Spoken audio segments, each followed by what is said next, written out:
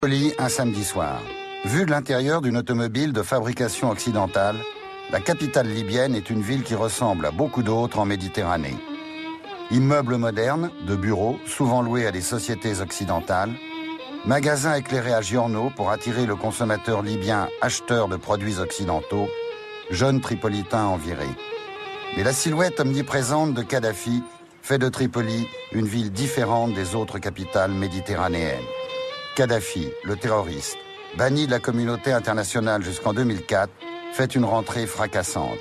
Il renoue avec les États-Unis d'Amérique, la communauté européenne, et à l'été 2007, il contribue à la libération des infirmières bulgares et du médecin palestinien en faisant le voyage à Bruxelles pour rencontrer Romano Prodi, le président de la communauté européenne, puis en recevant le président français Nicolas Sarkozy.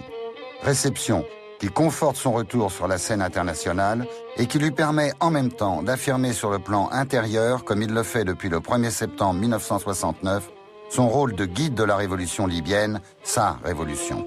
L'affaire des infirmières bulgares doit être considérée dans une bonne mesure par rapport à la politique intérieure libyenne. D'abord, ça survient à Benghazi et non pas à Tripoli. Donc ça, c'est un premier élément. Or, Benghazi, c'est quand même... Benghazi et toute cette région, c'est quand même là où il y a la plus forte opposition à Kadhafi. Dans une certaine mesure, on peut y lire là le moyen avec lequel l'opposition exprime en quelque sorte, ou a voulu exprimer une certaine contestation du pouvoir. Le pouvoir a été amené, en quelque sorte, à entrer en discussion, a été amené à saisir la justice, et on connaît la suite. Cette condamnation à la peine de mort a créé une difficulté pour Kadhafi, parce que la peine de mort est contre les principes juridiques des pays européens. Par ce biais-là, créer des difficultés finalement pour le pouvoir et rendant difficile tout processus de rapprochement entre l'Europe et les pays, et la Libye en l'occurrence, si vous voulez. Kadhafi, le terroriste, revient de loin pour effectuer son retour international. À Berlin, en 1986, un attentat dont les USA lui attribuent l'organisation économique et la responsabilité idéologique tue un ressortissant américain. Ronald Reagan, président des États-Unis, traitera Kadhafi de chien enragé et la Libye d'État voyou. La riposte américaine sera violente et ciblée. Pour les Américains, à ce moment-là, à partir de ce moment-là, le régime n'est pas acceptable pour différentes raisons. La seule solution, c'est que ce régime disparaisse, si vous voulez. Alors, ça va être la politique américaine jusqu'à 1986, qui est le moment de ce bombardement. L'idée, c'est peut-être d'atteindre Kadhafi. Cet ours en peluche a appartenu à Anna, la fille adoptive du colonel tuée dans le bombardement. L'ayant atteint et touché, on allait provoquer une espèce de renversement et la fin de ce régime. La destruction de cette maison où vivaient des enfants est un acte politique dicté par le mal, qui a été commis par Reagan et Thatcher.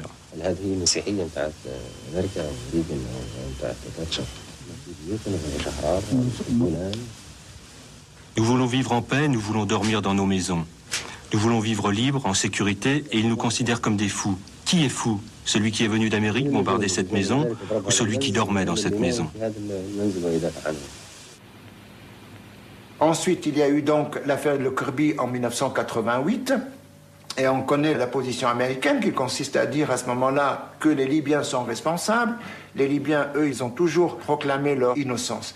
Et le Congrès américain aussi, pas dans ces années-là, mais progressivement, on s'est acheminé vers le fait et l'évidence, progressivement, qu'en fait, les vrais coupables n'est pas Kadhafi, ni le pouvoir kadhafien en Libye.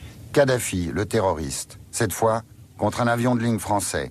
Terreur et violence encore, dont la Libye est toujours tenue pour responsable. La violence pour la violence, comme acte de principe, est quelque chose qui n'est pas concevable concernant l'action de Kadhafi. Tout ce qui peut être un soutien au mouvement autonomiste, par exemple, l'IRA, l'ETA et d'autres, Pour lui, ce sont là des opportunités et par là même amener les pays occidentaux à considérer que la Libye et Kadhafi est un acteur important. C'est l'instrumentalisation de la terreur par personne interposée, pour autant que ceci reste dans des dimensions acceptables. Là-dessus arrivent les événements de septembre 2001, et c'est là le renversement. C'est-à-dire qu'à ce moment-là, les Américains vont prendre conscience que sur le plan international, ils ont un nouveau ennemi, entre guillemets, et le nouveau ennemi, ce sont les islamistes et l'Al-Qaïda. À partir de là, il s'agissait donc de repenser la géopolitique, repenser la stratégie américaine, avec la conséquence que les ennemis d'hier peuvent être aujourd'hui les alliés. Et c'est ce qui est arrivé avec Kadhafi. Il y a certainement des éléments concernant l'islamisme radical que les Libyens ont et qu'ils ont donné, voire des noms probablement, et ceci a été un des éléments qui a favorisé ce rapprochement dans la mesure où les Américains ont eu la preuve d'une certaine manière que cette collaboration, elle apporte ses fruits, si vous voulez, mis à part tous les aspects économiques, etc. Il y a pour nous un autre guide en Libye. C'est Antoine Sfer, journaliste, directeur des Cahiers de l'Orient, un spécialiste. Il connaît bien la Libye et ses paradoxes, ceux du guide aussi. Kadhafi est quasiment le doyen des chefs d'État arabes. Et pourtant, c'est le plus jeune, ou parmi les plus jeunes. Il n'a que 67 ans.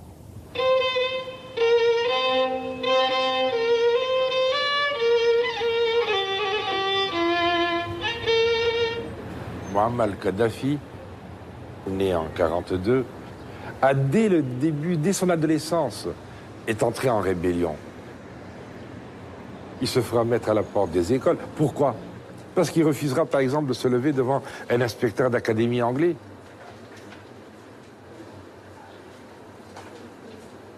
Il va essayer de réunir ses camarades pour commencer à se rebeller ensemble contre le pouvoir établi, la monarchie qui est à la solde de l'étranger. Et Kadhafi va rentrer à l'académie militaire. Et devenu sous-lieutenant, il va se promener à bord de sa coccinelle, celle-ci, celle-là même, qui trône au musée national.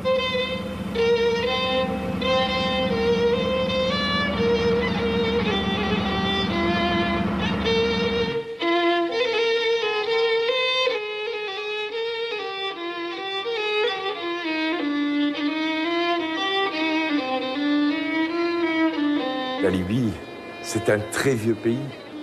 Vous avez la Libye phénicienne, la Libye romaine, la Libye grecque, la Libye byzantine, la Libye islamique. C'est un très vieux pays.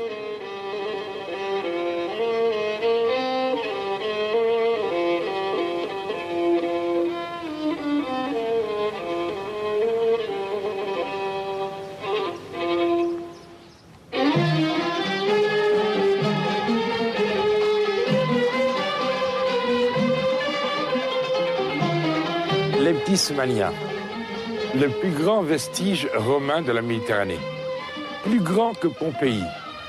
L'Eptismania, l'œuvre d'un homme, un Libyen qui est devenu l'empereur Septime Sévère, qui a construit sa ville sans en renier les origines phéniciennes. Septime Sévère, 21e empereur romain, meurt en 211 de notre ère. L'Eptismagna compte alors environ 300 000 habitants. C'est une ville très prospère, dont de surcroît, l'importance stratégique pour les routes caravanières et maritimes va attirer sur le territoire libyen tous les envahisseurs. Successivement, au cours des siècles, Vandales, Arabes, Chrétiens d'Orient, Berbères, Égyptiens, Espagnols, Chevaliers de Malte feront des trois provinces libyennes, cyrénaïques, tripolitaines, Faisanes, un champ incessant de leurs affrontements jusqu'à ce que l'Empire ottoman s'y établisse à la fin du XVIe siècle. Sa domination durera jusqu'en 1911. Après avoir déclaré la guerre à l'Empire ottoman, le Royaume d'Italie annexe la Libye. Cette première colonisation est relativement pacifique. Mais l'arrivée au pouvoir en 1922 de Benito Mussolini change tout.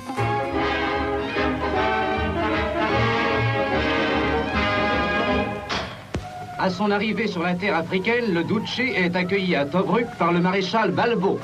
Le Duce se rend ensuite à Benghazi.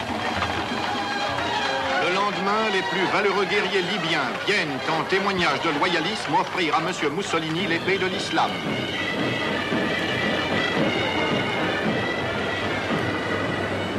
Nous sommes sur une des places italiennes, mussoliniennes, dirais-je, de Tripoli.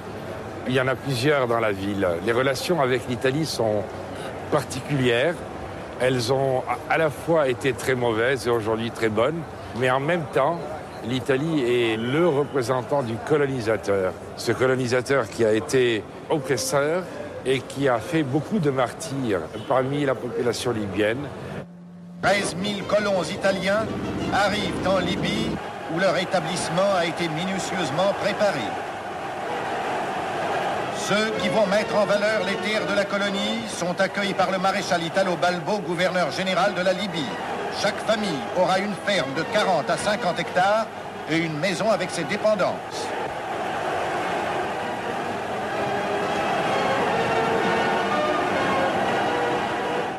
Voici une autre place italienne, mussolinienne également d'ailleurs, comme on le voit. L'autre s'appelait la place de la dignité retrouvée contre l'oppresseur, l'occupant. Celle-ci s'appelle la place d'Alger.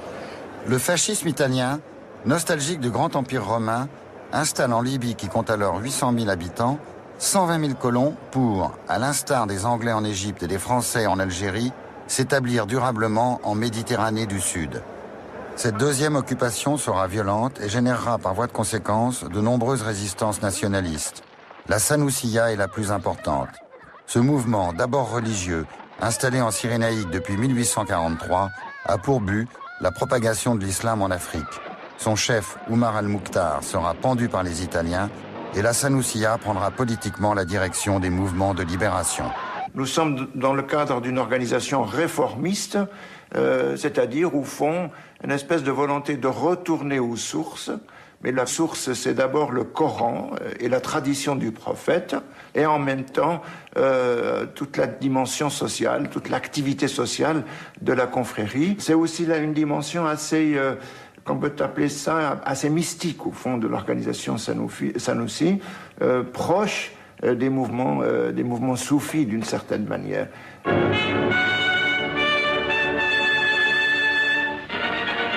Une grande bataille fait rage depuis la mi-novembre sur le front de Cyrénaïque.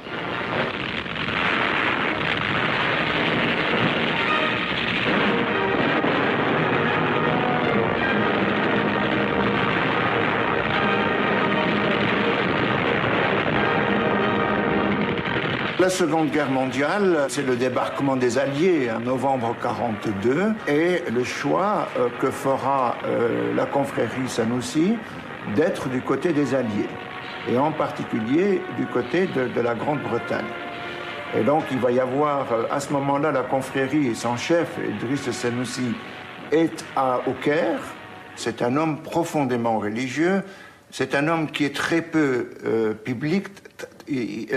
Ses apparitions publiques sont extrêmement rares, mais en même temps, il parle au nom de la Libye, parce qu'il s'appuie justement sur la confrérie Sanoussi, il s'appuie aussi sur différentes organisations nationalistes qui ont apporté une légitimité.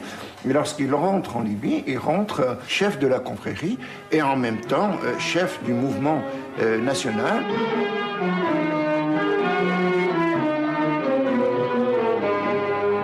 Et lorsque l'indépendance est obtenue, donc le 24 décembre 1951, c'est un pays misérable. La structure agro-pastorale, c'est un pays dépendant, mais dépourvu de moyens.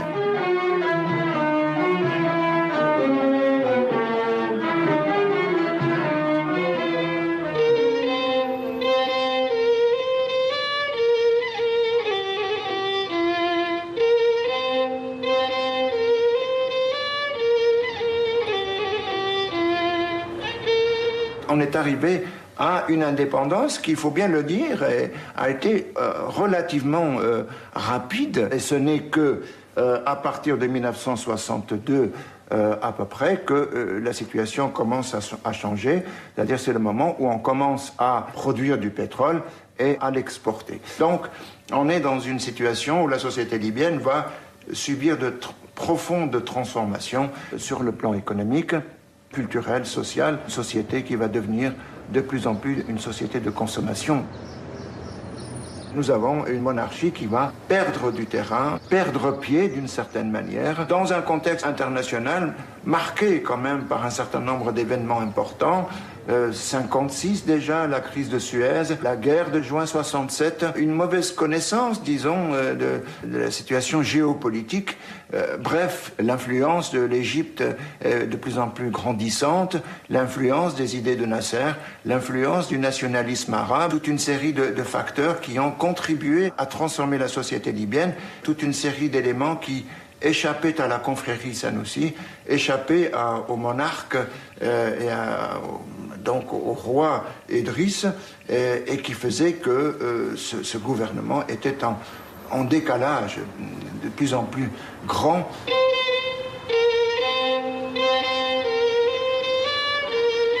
Mais la goutte qui fera déborder le vase, ce sera la guerre de juin 67, israélo-arabe. Et là, le roi Idriss, le monarque absolu, et qui est en fait sous la tutelle des étrangers, va refuser de se solidariser avec le reste des pays arabes. Et les Libyens vont se sentir humiliés, frustrés. Ils accueilleront la révolution comme une libération, et c'est normal.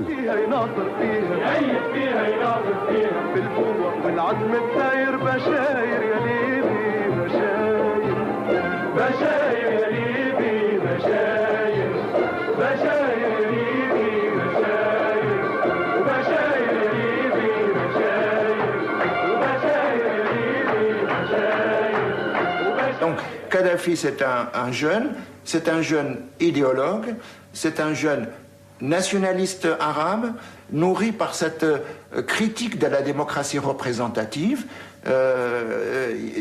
nourri aussi par un sentiment que la Libye a toujours été méprisée par les pays occidentaux, que ce pays a peut-être quelque chose à apporter. Ça, je crois que c'est un élément moteur qui explique en partie, en tout cas, cette volonté d'arriver au pouvoir.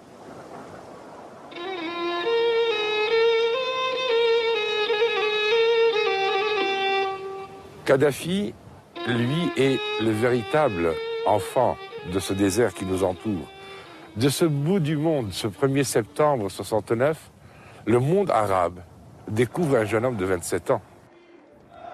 Je pense que ce qui caractérise, si vous voulez, Kadhafi, c'est retour aux sources et en même temps modernisation. Alors ça paraît paradoxal, mais ce n'est paradoxal que dans une certaine apparence. Retour aux sources, c'est-à-dire par rapport au Coran. C'est un homme personnellement relativement assez religieux, mais loin d'être fondamentaliste évidemment. Considère que le Coran appartient à tous. Les spécialistes du Coran sont des spécialistes qui ont été formés en effet, mais qui ne peuvent pas prétendre avoir le monopole. Donc, par conséquent, il entre dans des relations conflictuelles avec ceux qui sont censés être les interprètes légitimes du Coran, c'est-à-dire les docteurs de la foi, c'est-à-dire les oulémas. Et d'autre part, l'islam n'a pas à proprement parler d'oulémas, contrairement, par exemple, à la doctrine catholique. Parce que vous avez dans la doctrine catholique, vous avez la doctrine, vous avez les gardiens de la doctrine, et vous avez le droit canon, par exemple, etc., qui sont des éléments très importants et pour lesquels on forme des gens compétents. Et donc la position de Kadhafi consiste à dire que, au fond, chaque musulman peut lire le Coran et en donner l'interprétation qu'il sent, qu'il voit, et qui soit compatible avec la situation qui est la sienne. C'est un petit peu le sens de cet effort et de cet effort d'interprétation et qu'on appelle ijtihad. Donc, pour moi, c'est un élément important concernant, si vous voulez, ce qu'on peut appeler un rapport démocratique au Coran. C'est-à-dire qu'au fond, c'est un rapport démocratique dans le sens où la parole n'est pas confisquée. Et cette idée, si vous voulez, de ijtihad introduit, si vous voulez, cet élément nouveau, c'est qu'il n'y a pas il n'y a pas le monopole du sacré. Je ne mélange pas la révolution avec les mouvements de libération à caractère religieux ou racial ou autre. L'homme est digne de la liberté, quelle que soit sa religion, quelle que soit sa race. Et les peuples opprimés ont le droit de faire leur révolution, qu'elle soit dans la terre d'islam ou ailleurs. Est-ce que vous considérez que l'imam Khomeini est un modèle pour l'islam ?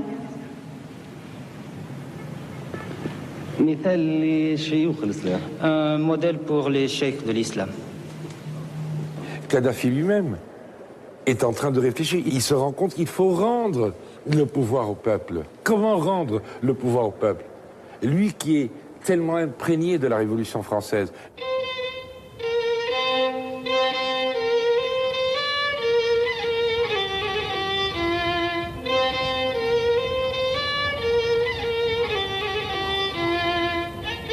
On croit qu'il règne sur la Libye. En fait, c'est vrai qu'il décide, mais il n'est pas tout à fait le seul. Il doit tenir compte, lui, l'enfant du désert, il doit tenir compte de toutes les tribus, de tous les clans, de toutes les familles qui composent et qui constituent la démographie libyenne. C'est ça le plus important. Il va commencer par réfléchir comment il peut y avoir des comités populaires de base, les Cha'biyat, jusqu'à arriver à l'Assemblée du peuple, le Parlement. Et à partir de là, il leur dit, il le répète, prenez des initiatives, le pouvoir c'est vous.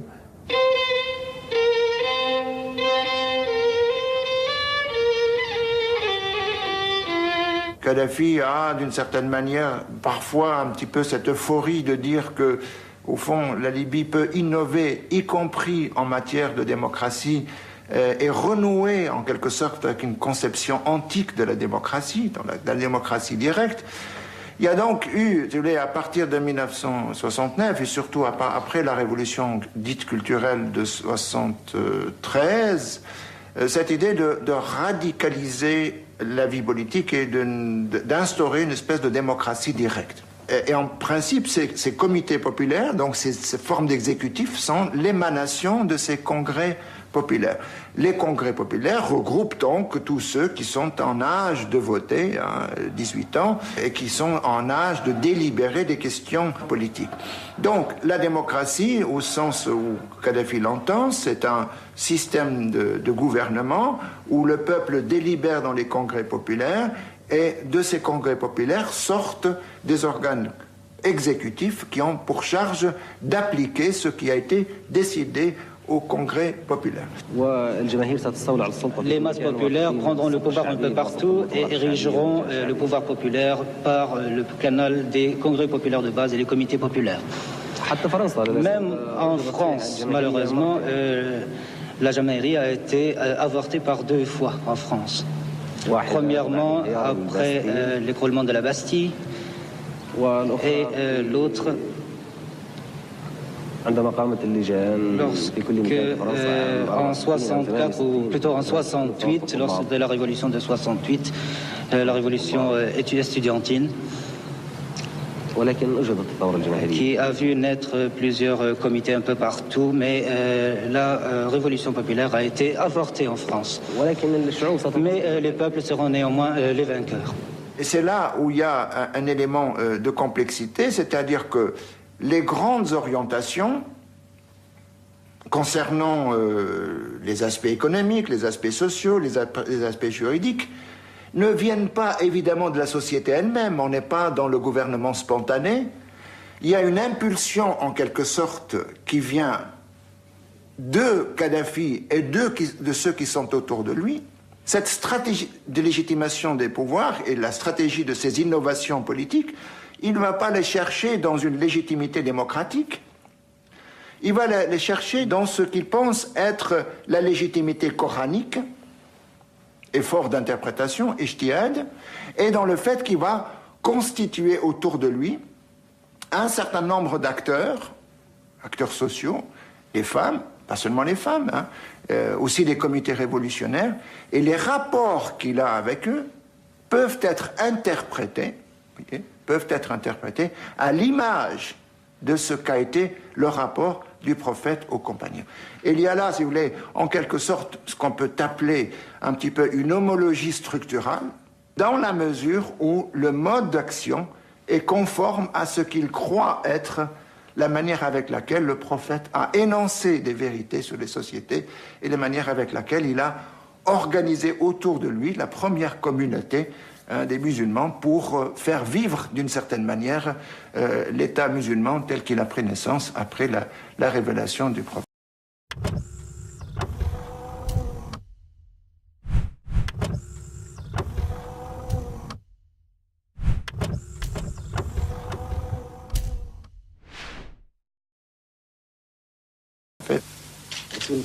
Je suis le prophète de la révolution et non le prophète de Dieu.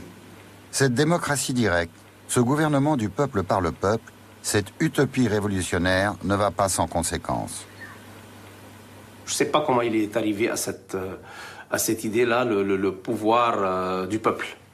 Donc, et là, on a commencé à voir le livre vert. Et ensuite, on est passé au comité révolutionnaire, que moi je considère que c'est la période...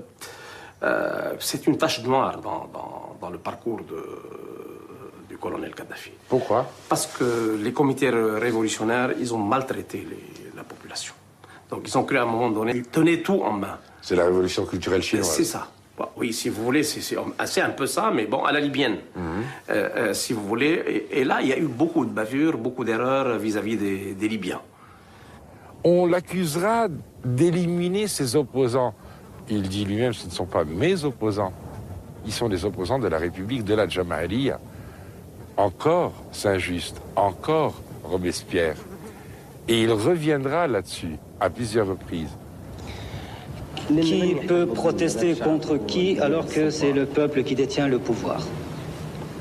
En Libye, il n'y a pas de gouvernement. Et il n'y a pas de parti au pouvoir ni de parti d'opposition. Le pouvoir est entièrement entre les mains du peuple à travers les congrès populaires de base et les comités populaires. Il n'y a aucun sens à l'opposition dans un contexte où le peuple ne peut s'opposer à lui-même puisqu'il détient lui-même le pouvoir. Aujourd'hui, on ne peut pas dire qu'il y ait une opposition en Libye, non. Installés dans les plus petits villages, les comités révolutionnaires seront donc, bien qu'écoutés, seulement consultés par le guide. Ainsi, pour irriguer le pays, Kadhafi décidera de lancer le projet de grande rivière artificielle pour pomper l'eau enfouie sous les sables depuis des millénaires. Ce gigantesque système d'arrosage coûtera plus de 3 milliards de dollars payés grâce aux revenus du pétrole. Il sera éphémère car il n'existe que 50 années de réserve d'eau fossile.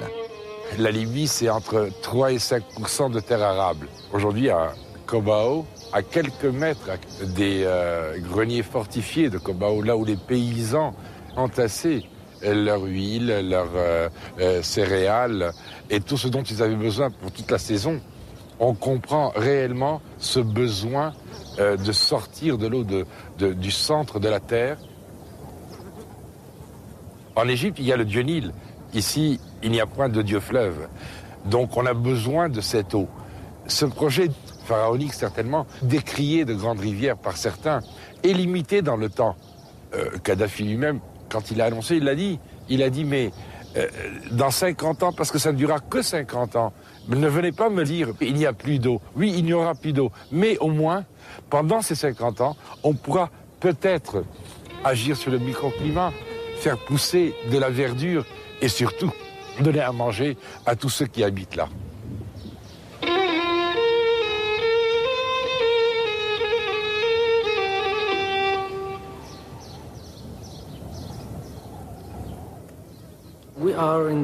Nous sommes dans la salle de contrôle de la grande rivière artificielle. La grande rivière artificielle est la solution libyenne à la pénurie d'eau dont souffrent les citoyens libyens depuis les années 70-80.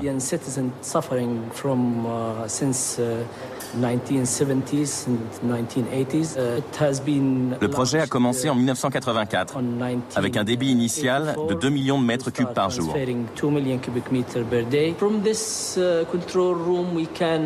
Depuis cette salle, nous pouvons contrôler tous les circuits du réseau pour que l'eau coule 24 heures sur 24 et 365 jours par an.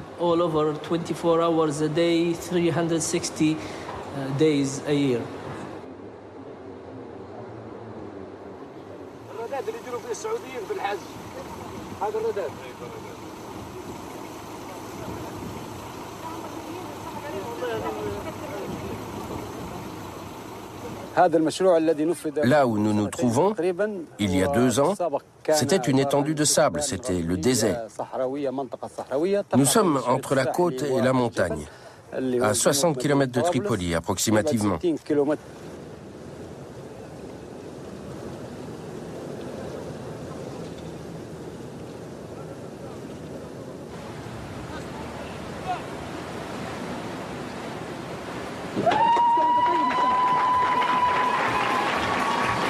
Après 12 ans de travaux, l'eau, en 1996, arrive enfin à Tripoli.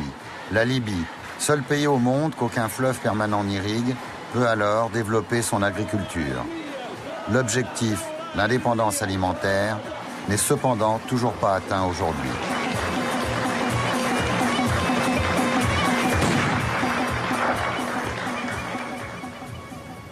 Nous sommes à la limite des 3 frontières là. Nous avons la Tunisie. Ce petit bosquet qu'on voit, c'est là précisément où les Français, à Borges-le-Bœuf, ont maintenu pendant 3 ans Bourguiba, le père de l'indépendance. Là, on a l'Algérie. Voilà le poste, voilà la bâtisse qu'on voit. Et puis de ce côté-là, tout au fond, on a le Tchad et le Niger. Voilà ce qu'a voulu faire Kadhafi, réunir tout cela. Il a voulu réunir, comme Nasser, tous les peuples arabes et les pays arabes.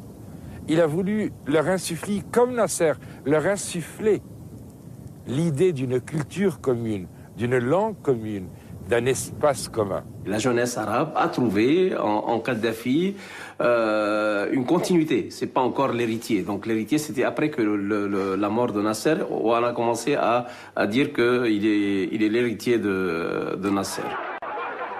Le président Nasser, lors d'une réunion publique à Benghazi, présentait Mouammar Kadhafi en ces termes. C'est lui le porte-drapeau du nasserisme et le rénovateur de la jeunesse de la révolution arabe. Nasser is a leader for all the Arab nations. Nasser est un leader pour tous les Arabes. But I am just in Libya. Je suis simplement un Libyen.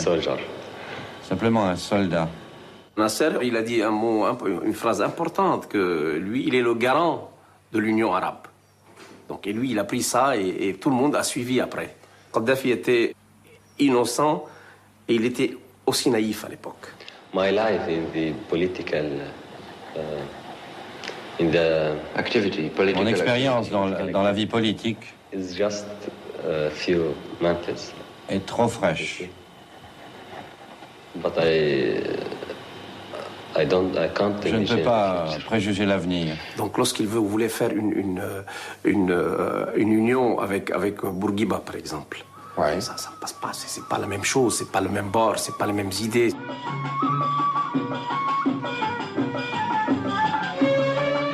Il est allé proposer à Sadat et au président Assad. Bon, Sadat, il comprenait, il avait besoin de l'argent de la Libye, donc il a profité le maximum, notamment avant la guerre de 73. Donc il a profité le maximum, donc on lui achetait les armes, il payait tout, donc voilà. Mais ne serait-ce le président Assad, il prenait ses distances, on voyait, il était pour l'union, parce qu'il ne peut pas refuser l'union arabe parce qu'il est unioniste. Donc il ne peut pas refuser, mais on savait, on voyait que ça ne marchait pas. Mais les régimes politiques dans les pays arabes ne sont pas fixes, ne sont pas stables. Il viendra peut-être d'autres avec qui nous pourrons nous entendre. Kadhafi, lui, a abandonné son idée d'unité arabe. Au moment précisément où cet espace arabe est totalement éclaté. Il s'est tourné vers l'Afrique et ça marche. En Afrique, on a accepté son rôle précisément parce qu'il s'est amené avec son orientation, avec son aide, avec ses investissements. Et ça marche tellement bien que maintenant, on voit Kadhafi l'Africain et on a oublié un peu le Kadhafi arabe. Pourtant, il l'est resté. Il s'aperçoit que l'Afrique pèse en tant que réalité et en tant qu'entité plus ou moins. Et qu'à partir de là, il entre dans une logique qui est une logique de coopération et d'une politique africaine qui est la sienne depuis le milieu de 90 jusqu'à maintenant, et ceci allant de manière s'intensifiant progressivement. Il est dans la... Alors évidemment, il n'accepterait pas qu'on dise ça comme cela, mais il est dans la tradition finalement de la confrérie Sanoussi, c'est d'être la Libye étant la zone de contact finalement entre la Méditerranée, donc l'Europe, et l'Afrique. Il ne faut pas oublier une chose, que la Libye maintenant est un grand acteur au niveau de l'Afrique. Et il joue dans la il ne faut pas sous-estimer. Il joue, c'est pas uniquement, mais il devient maintenant être le sage. Il veut réconcilier tout le monde, il arrive parfois, etc. Il aide ses pays. Il faut voir, lorsqu'il fait ses tournées en Afrique, des centaines de milliers qui courent derrière lui. Et récemment, lui, le changement, le tournant qu'il a fait, le virage, si on peut utiliser le terme, c'est qu'il a compris qu'il n'a pas le choix. Il n'a plus le choix. S'il y avait l'Union soviétique, il manœuvrait. Il ne cédait jamais. S'il y avait une Europe, moi, il me l'a dit un jour, si les Européens sont des hommes, moi, je suis les Européens. Mais malheureusement, les Européens suivent les Américains. Pour lui, l'Europe ne pèse pas d'un poids lourd en tant qu'institution, en tant qu'organisation régionale, par rapport au poids que représentent les Américains. À partir de là, il considère que les Américains sont les partenaires obligés, disons, sur la scène internationale, et qu'on peut rien faire qui soit contre eux, mais qu'on a davantage à gagner qu'en étant avec eux que contre eux. Les relations sont aujourd'hui quasiment normales. Et évidemment, c'est un bien pour le pays. Bien sûr, les États-Unis ont utilisé le commerce international et la force, ainsi que le gel des comptes et l'embargo sur les exportations de matériel et de produits. Et ils ont refusé d'accueillir nos étudiants. Tout cela a perturbé nos industries pétrolières et notre développement économique. Mais les sociétés américaines ont également été touchées. La reprise des relations et l'élimination de tous ces obstacles ont donc encouragé les sociétés américaines à revenir en Libye. Et ceci a entraîné une forte reprise d'activité. À partir de là, la Libye a repris ses anciens contrats et donc signé d'importants contrats pétroliers. La reprise du commerce entre les deux pays a permis le développement du commerce en général. Le pétrole libyen a pu être exporté vers les États-Unis. Et nous sommes dans la dernière étape, qui consiste à effacer les différends entre la Libye et les États-Unis.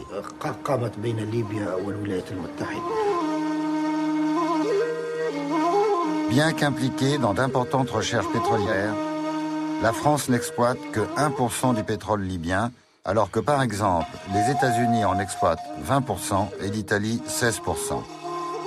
Actuellement, la production de pétrole libyen est de 2 millions de barils par jour. Elle retrouvera son niveau de 1970, c'est-à-dire 3 millions de barils, en 2009. Nous avons lancé des appels d'offres aux sociétés étrangères afin qu'elles collaborent avec nous pour ces raffineries. Nous sommes donc en négociation avec ces sociétés pour deux raisons.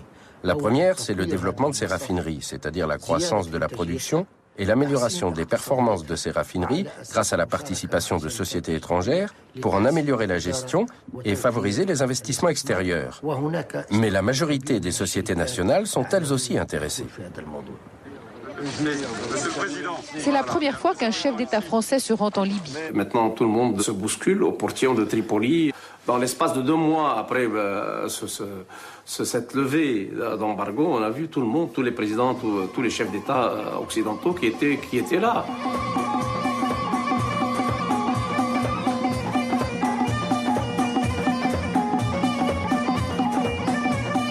En fait, tout est possible. Le tourisme, l'immobilier, l'industrie manufacturière, l'industrie de transformation, l'agriculture, l'irrigation, mais en tout cas, la plupart des secteurs dans lesquels l'État était le seul opérateur se sont ouverts maintenant au secteur privé. Dans la téléphonie, il y a un opérateur privé. Dans les hôtels sont en cours de privatisation, les choses avancent à un bon rythme. Le transport aérien, il y a aujourd'hui plus de 3 ou 4 compagnies aériennes libyennes qui ne sont pas étatiques, dans le secteur des banques également. Le code d'investissement en application actuellement permet des partenariats, mais en donnant la majorité aux partenaires libyens. 51%, 49%. Avec plus de 1500 km de côte méditerranéenne à aménager, la Libye fait aussi rêver tous les opérateurs touristiques occidentaux.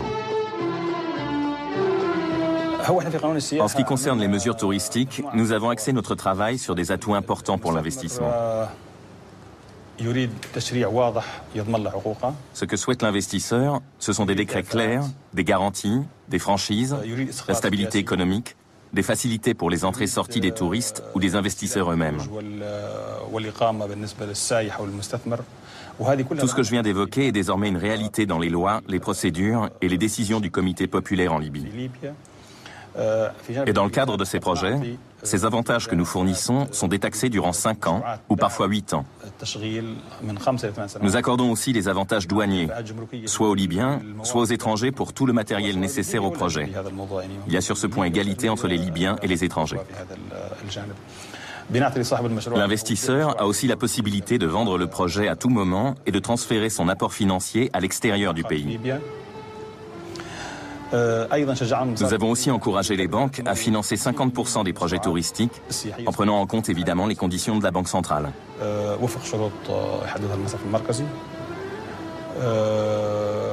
Voilà les éléments majeurs en ce qui concerne l'investissement. Quant à la sécurité en Libye, c'est un pays sûr. Depuis 36 ans, il n'y a pas eu d'acte terroriste.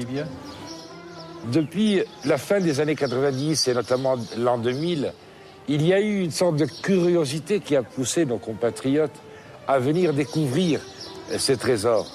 Mais il y a eu entre-temps, le 11 septembre 2001, la guerre sur l'Irak, les troubles en Palestine. Tout cela a aussi ralenti le flux de ce que peut être le tourisme de demain dans ce pays. Une mamelle économique, mais aussi un énorme vivier de connaissances et de savoir de ce qu'a été notre passé en Méditerranée. La Libye est donc un pays riche en train de devenir encore plus riche. Depuis la levée de l'embargo américain en 2004, l'argent y abonde. Le peuple libyen, cher à Kadhafi, en est-il le premier bénéficiaire? Eh oui, le résultat n'est pas toujours au rendez-vous. La redistribution n'est pas toujours là. La redistribution se fait selon un processus qui est particulier. C'est-à-dire qu'un certain nombre de produits, jusqu'à présent, ont été subventionnés, dans ce sens où l'État revendait aux citoyens des produits en dessous du prix auquel il l'achetait. C'était une façon de redistribuer la manne pétrolière. Depuis quelques mois, les droits de douane ont été supprimés. Et c'était une façon de dire l'État n'a pas besoin de redevances pour boucler son budget, puisqu'il a la manne pétrolière. Nous abaissons donc les droits de douane pour permettre aux citoyens d'augmenter son pouvoir d'achat. Le prix de l'essence ici est de 6 centimes le litre. Vous allez faire rêver les Français. C'est vous dire si c'est de la redistribution. Effectivement, ça peut faire rêver en Europe.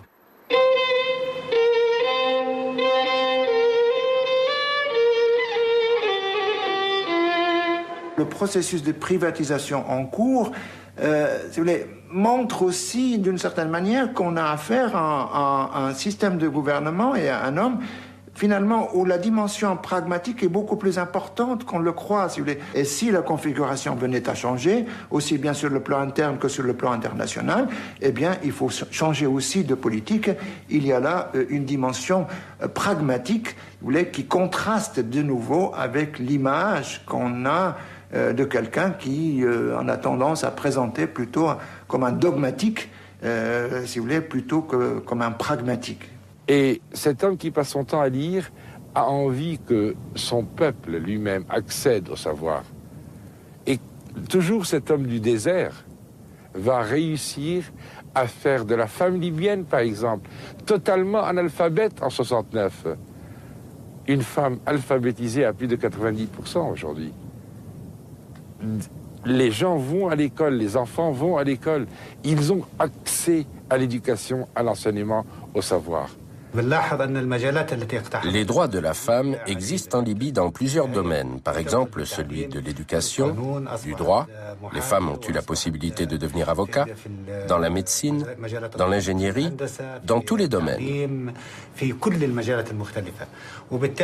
le taux de femmes dans l'éducation est le résultat de l'obtention de ces droits.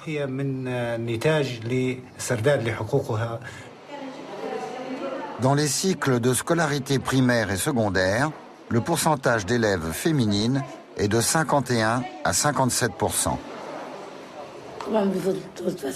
Dans cette école, tous les enseignants sont des femmes. Et bien évidemment, la femme joue un rôle primordial dans la politique de l'éducation en Libye.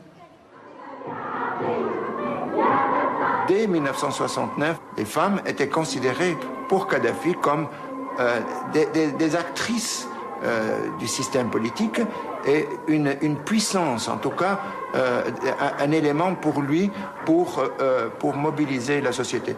Alors il va dire en effet, le voile n'est pas coranique, de dire que la polygamie n'est pas coranique non plus. Il y a toute une série d'éléments qui en effet qui vont assez loin. Je travaille dans l'enseignement depuis 1967. Et l'école, c'est ma première maison. Je n'ai pas d'enfants, seulement les enfants de l'école. Je travaille de 6h à 22h et parfois jusqu'à minuit. La société ne m'intéresse pas. Ce qui m'intéresse, c'est la génération qui vient. Comme n'importe quelle mère qui élève ses enfants pour qu'ils soient les meilleurs. Mon plus grand bonheur est qu'un élève parvienne à un bon niveau d'études. Et qu'ensuite il se marie et que ses enfants fassent la même chose à leur tour. J'ai déjà connu 4 générations d'élèves. Ce sont mes enfants et je vis pour eux.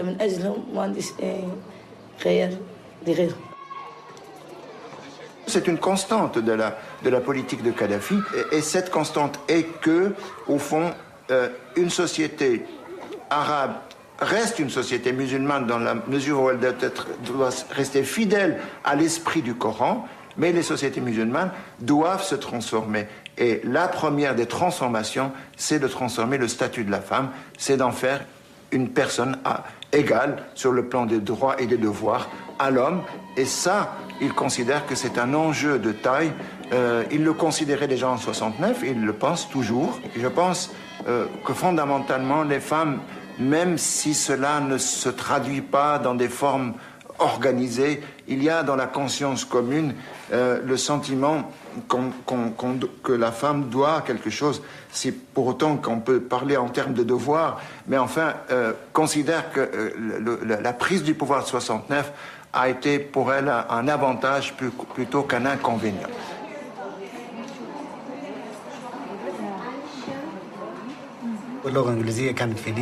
La langue anglaise est enseignée en Libye depuis des années. C'est la seconde langue. Mais on enseigne aussi le français et aussi les langues africaines de Libye et le berbère. Nous pensons que si l'élève commence dans les petites classes, ça lui permet de mieux connaître les langues étrangères. Mais la priorité doit toujours être donnée à la langue arabe comme langue maternelle.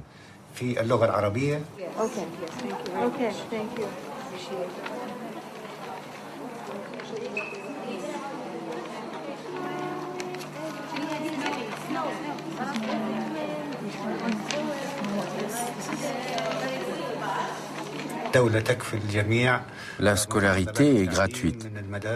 L'État prend en charge les frais, les livres, les enseignants. Le dernier recensement donne pour la Libye une population de 5,5 millions d'habitants. Et cette politique d'éducation a permis un taux de scolarisation très élevé.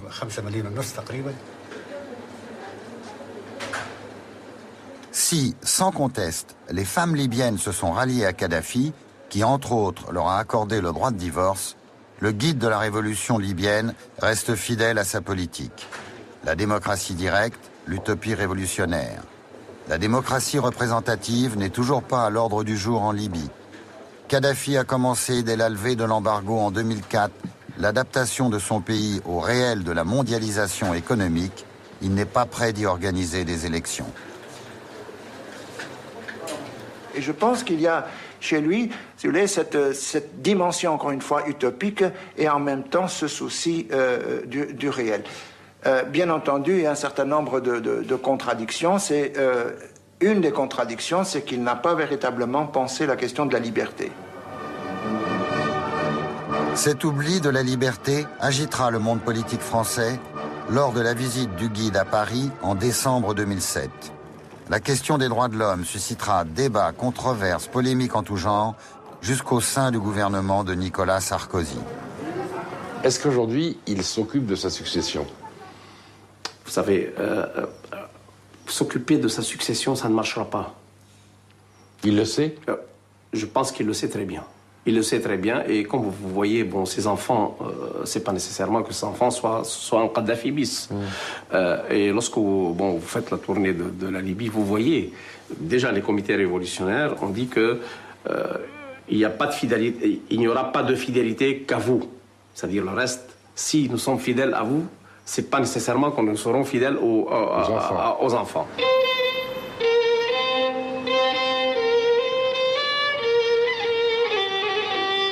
Il reste donc la perspective républicaine.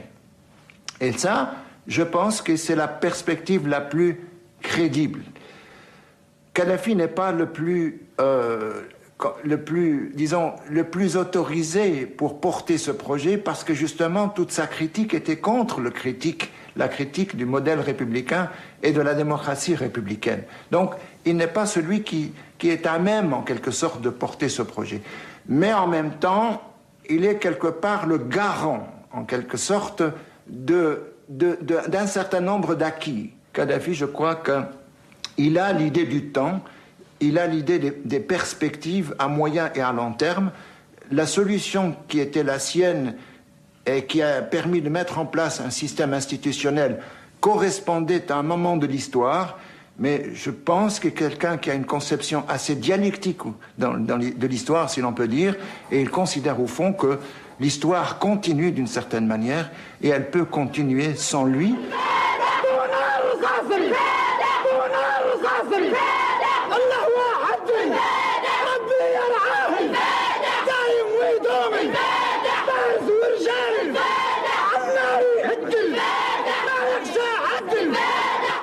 Pour rester au pouvoir pendant plus de 33 ans, je pense que c'est pas un bouillant colonel, ni un type qui voilà, moi, c'est les faits. C'est comme les chiffres en économie.